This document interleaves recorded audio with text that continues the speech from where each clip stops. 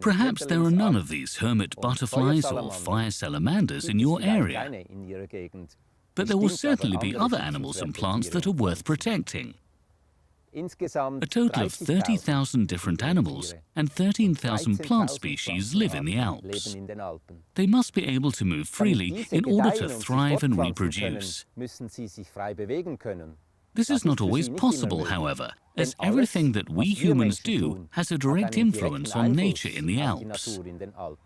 Join us on a journey through the Alps and experience what municipalities can do to maintain and promote the diversity of nature. Your municipality builds a new road. Hedgehogs, for example, will from now on be forced to live dangerously, scurrying from their hiding places during the day to where they feed at night, should the new road divide their habitat in this way. The municipality builds a new playground. Undisturbed breeding is now a thing of the past for rare birds. The road lighting illuminates the night sky far and wide. Bats thus have difficulty hunting insects, causing their numbers to decline. You chop down old fruit trees. Where can the dormice now nest? In this and many other ways, the functioning connections between habitats in the Alps are being in many places destroyed, often thoughtlessly and mostly permanently. Animal habitats become patchy and species diversity diminishes, with some species disappearing altogether. Thinking and acting for nature is thus an urgent necessity. There are many ways in which municipalities can contribute to maintaining the diversity of nature in the Alps. The following examples show how this might work.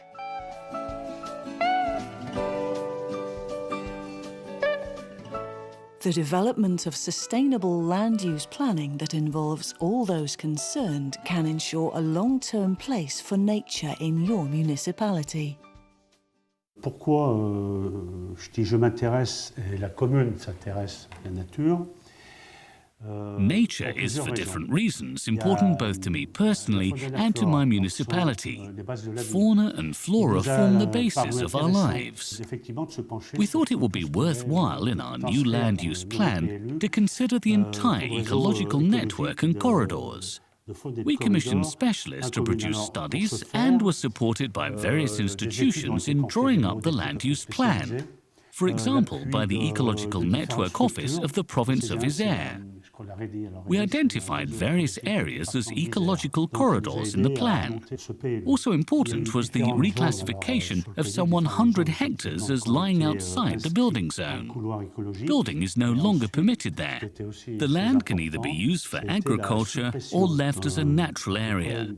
That was important in order to prevent uncontrolled development and to stop the building of houses anywhere on the landscape. There were numerous discussions, and we took around 4 years to produce the land use plan. Donc c'était important, c'était effectivement pour éviter, on disait tout à l'heure, l'habitage et pour qu'on ait des habitations un peu de partout. Donc effectivement, il y a eu beaucoup de discussions. Et notre PLU, je crois, il a duré 4 ans, je crois, pour le faire. Et puis, s'il y a des Another important action we took was to ban the use of pesticides on roadsides, parks and gardens. Instead of pesticides, we now use a different approach, for example, thermal or manual methods. Plus de pesticides, nous utilisons d'autres moyens, alors c'est soit thermique, enfin les moyens thermiques ou à la main, hein, carrément.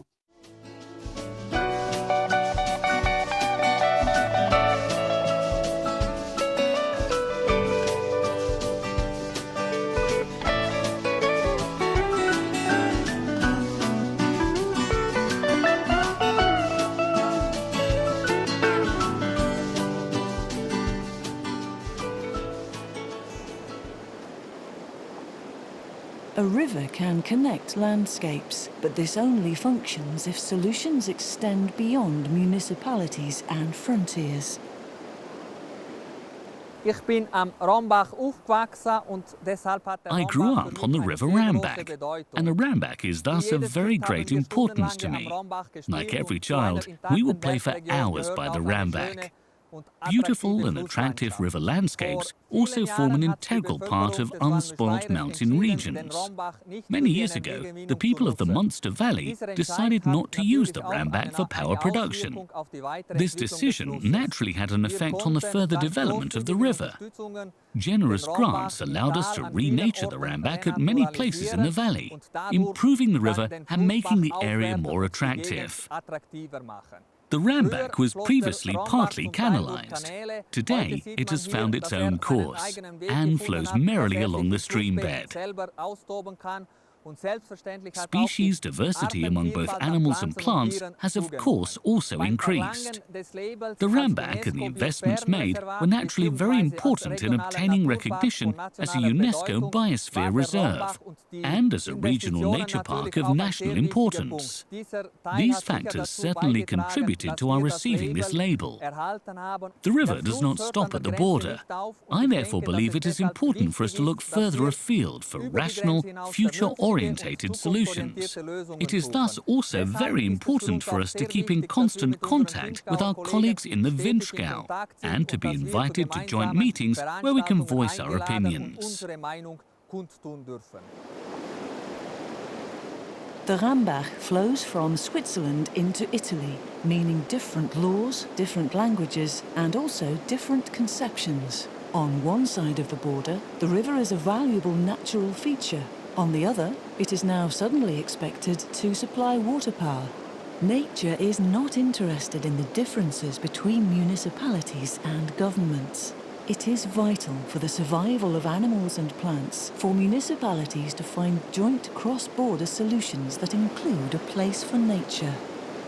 The Rambach is a beautiful river, still in its natural state, the only one so remaining in South Tyrol. But the local authority now wants to use the river as a source of hydroelectric power.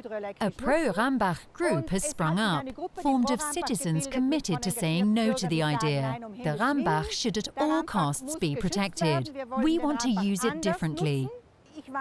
I know that in this river live organisms that should be protected, since they are already rare. One example, a flower, is the German tamarisk.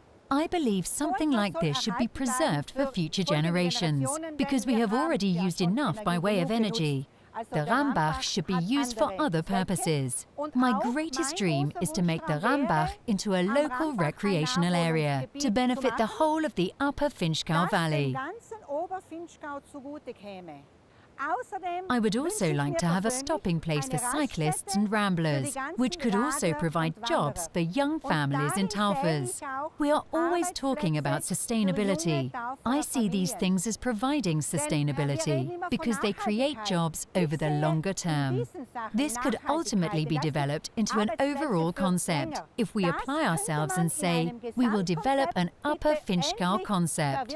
That would be something not just for Taufers, but of benefit for the whole Upper Vinschgau.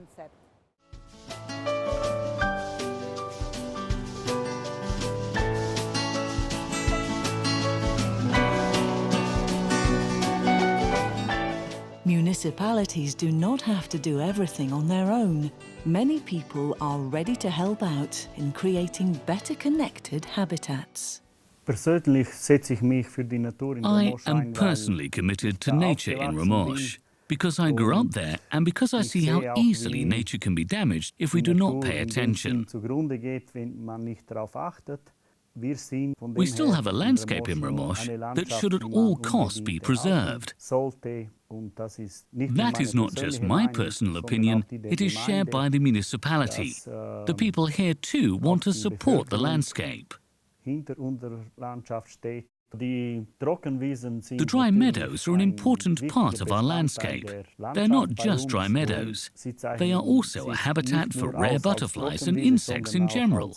Birds too can still find a natural home here.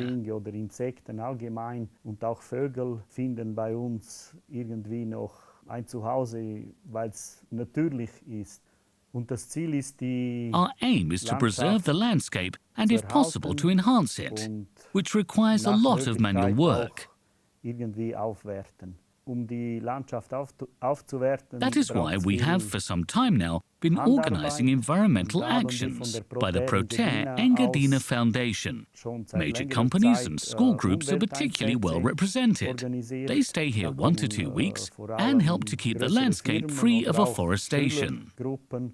Die sind dann 1 bis 2 Wochen vor Ort und helfen dann mit, diese Landschaft vom Einwachsen, also vom Bewalden, freizuhalten.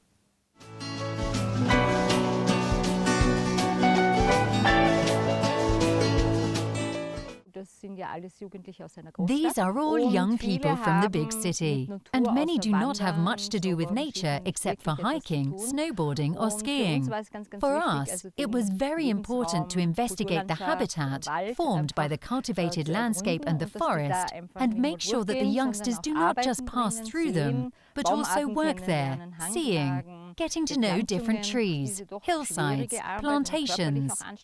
This hard physical work will change young people. They are coming to the end of puberty and have to keep fit. The aim of these activities is to provide exercise, not just as sport, but also as work. If they have chopped down a big tree, they will develop muscles after a week and be very, very proud. The change brought about is one that is physical and definitely also in terms of their attitude to the forest.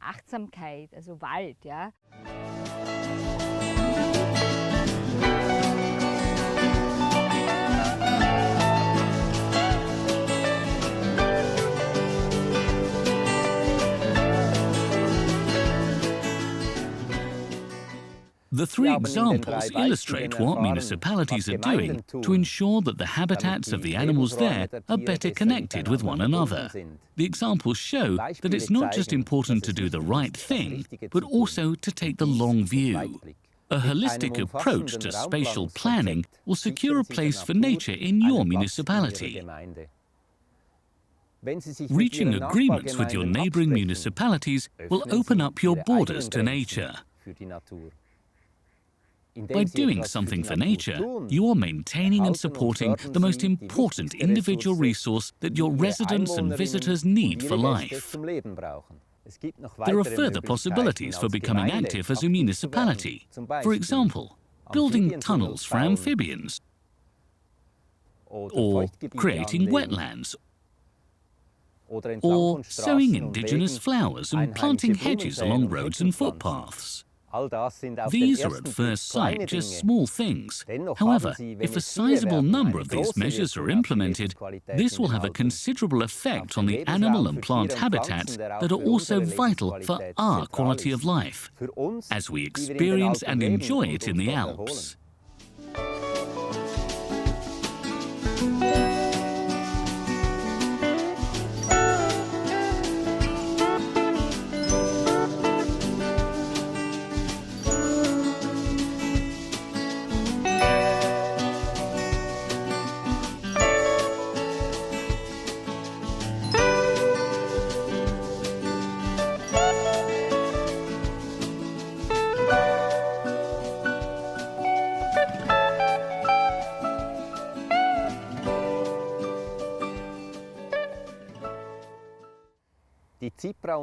CIPRA and its partners are committed to ensuring that many different animals and plants also have a place in our habitat. The function of our ecosystems depends on its diversity. We strongly believe that our grandchildren should also be able to enjoy the same diversity of nature. This can be achieved if you too are prepared to help out in your community.